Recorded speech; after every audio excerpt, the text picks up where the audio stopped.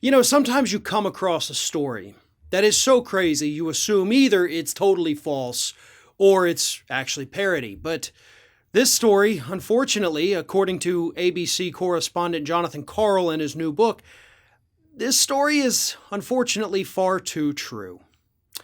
According to this story, Sidney Powell, the Kraken lawyer, the one who continuously is losing in court, including a case yesterday trying to challenge vaccine mandates for military contractors, but either way, Sidney Powell, following the 2020 election, during an unspecified time frame, called one of her, I guess, allies over at the Department of Defense and told them that CIA Director Gina Haspel had essentially been kidnapped in Germany. She was injured, and then she got apprehended by German authorities. She is being held, and you must send a team to Germany, Department of Defense, to rescue Gina Haspel. But it wasn't because Haspel, was somebody that Powell cared deeply about. No, it's because Powell claimed Haspel was in fact trying to get her hands on one of the servers that would prove that Joe Biden stole the election, and Haspel was somehow in on that conspiracy, and she wanted the server, to protect it so people like Sidney Powell couldn't get their hands on it. But after she was kidnapped in Germany, oh man, this thing just had international thriller written all over it. The problem for Sidney Powell is that all of this was false.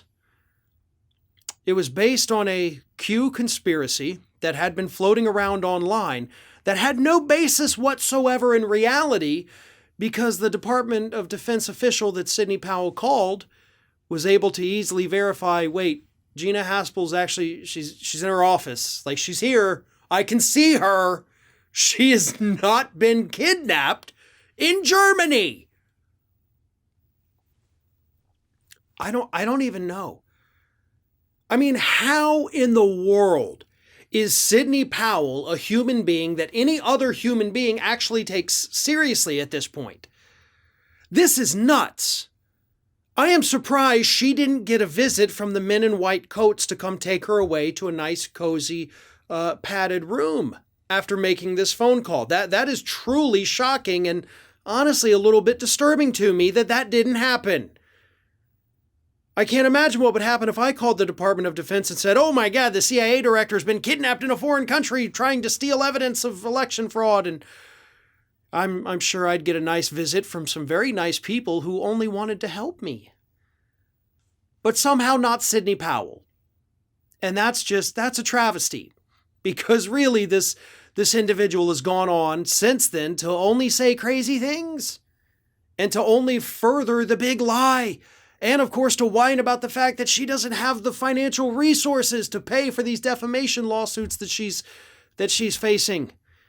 I mean, I don't know if you can use the insanity defense in a defamation lawsuit, but look, if you could, Sidney, go that route, please, because oh my God, this story is nuts. Obviously, the Department of Defense was a little worried.